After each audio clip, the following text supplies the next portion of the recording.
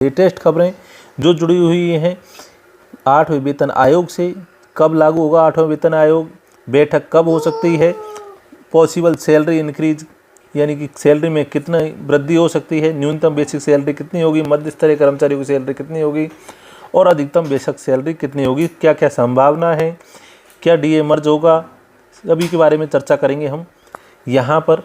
तो बने रहिए पूरे वीडियो में। मैं आपको बता दूं कि 8वें वेतन आयोग को लेकर केंद्र सरकार ने लगभग जनवरी 2025 में इसकी घोषणा की थी। यह आयोग केंद्रीय सरकारी कर्मचारी और पेंशन भोगियों के लिए सैलरी, भत्तों और पेंशन में संशोधन के लिए बनाया जा रहा है। हालांकि अभी तक आयोग का औपचारिक गठन नहीं हुआ है, यानी इसके अध्यक्ष और सदस्यों की नियुक्ति बाकी है। वित्त मंत्री निर्मला सीतारमण ने मार्च 2025 में संसद में कहा था कि विभिन्न हितधारकों जैसे गृह मंत्रालय, रक्षा मंत्रालय और डीओपीटी से इनपुट लिए जा रहे हैं ताकि आयोग के नियम और शर्तें, टर्म्स ऑफ रेफरेंस तय की जा सकें। अप्रैल 2025 तक कुछ रिपोर्ट्स के अनुसार केंद्रीय मंत्रिमंडल अगले महीने मई 2025 में इसके नियमों को मंजूरी दे सकता है और उसके बाद औपचारिक अधिसूचना जारी होगी। कब होगा इम्प्लीमेंटेशन? तो पिछले पैटर्न को देखते हुए भारत में हर 10 साल में एक नया वेतन आयोग लागू होता है। 7वां वेतन आयोग 1 जनवरी 2016 से प्रभावी हुआ था, इसलिए 8वां वेतन आयोग 1 जनवरी 2026 से लागू होने की संभावना है। हालांकि कई रिपोर्ट्स का कहना है कि सैलरी और पेंशन में संशोधन 2027 की शुरुआत तक लागू हो सकते हैं, क्योंकि आयोग को अपनी सिफारिशें तैयार करने और सरकार द्वारा उन्हें मंजूरी देने में समय लगेगा। लागू होने पर कर्मचारी और पेंशन भोगियों को 12 महीने का एरियर भी मिल सकता है। 8वें वेतन आयोग की पहली बैठक कब होगी? तो आप बता दें, जब आयोग औपचारिक रूप से गठन हो जाएगा।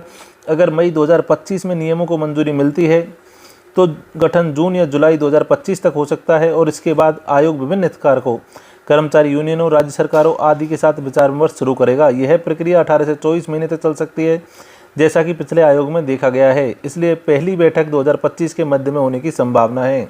सैलरी में कितनी बढ़ोतरी संभव है? तो सैलरी बढ़ोतरी का अनुमान फिटमेंट फैक्टर पर निर्भर करता है, जो बेसिक सैलरी को संशोधित करने के लिए इस्तेमाल होता है। आपको बता दें कि अभी तक आधिकारिक फिटमेंट फैक्टर तय नहीं हुआ है, लेकिन चर्चा में ये संभावना है कि 7वें वेतन आयोग का फिटमेंट फैक्टर 2.57 था, जो 8वें वेतन आयोग में 1.92 से 2.86 के बीच हो सकता है। डीए मर्जर की संभावनाएं, कुछ रिपोर्ट्स कहती हैं कि महंगाई भत्ता बेसिक सैलरी से मिलाया जा सकता है, जिसके बाद नया फिटमेंट फैक्टर लागू होगा। अगर ऐसा होता है तो फिटमेंट फैक्टर 1.92 हो सकता है। अगर न्यूनतम बेसिक सैलरी जो कि वर्तमान में 18,000 रुपये है, फिटमेंट फैक्टर अगर 2.86 रखते हैं तो 51,480 रुपये हो जाएगी, जबकि 1.92 अगर होता है तो 34,560 होगी। वहीं मध्य स्तर के कर्मचारी वर्तमान में जो 1 लाख रुपये प्री टैक्स कमा रहे हैं, उनकी सैलरी में 14,000 से 19,000 रुपये तक की बढ़ोतरी की संभावना है। वहीं अधिकतम सैलरी 2.5 लाख रुपये, जो वर्तमान में 2.5 लाख रुपये है, फिटमेंट फैक्टर के बाद में 7,15,000 रुपये तक आ जा सकती है, लेकिन इस बात पर भी निर्भर करेगी कि डीए मर्जर होता है या नहीं। संभावनाएं, अगर डीए बेसिक सैलरी में मर्ज नहीं होता है तो फिटमेंट फैक्टर ज़्यादा 2.57 से 2.86 हो सकता है, जिससे सैलरी में 50 से 100% तक बढ़ोतरी संभव है।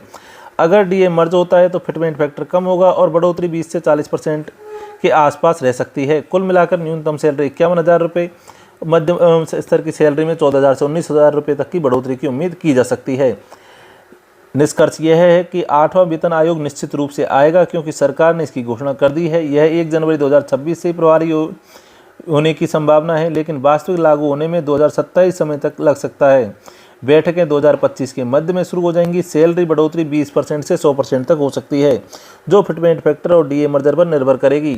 अभी यह सब अनुमान है, क्योंकि आधिकारिक सिफारिशें और गठन बाकी है। नवीनतम अपडेट के लिए सरकारी घोषणाओं पर नज़र रखें और सब्सक्राइब करें आपके अपने YouTube channel rank to MS को। धन्यवाद।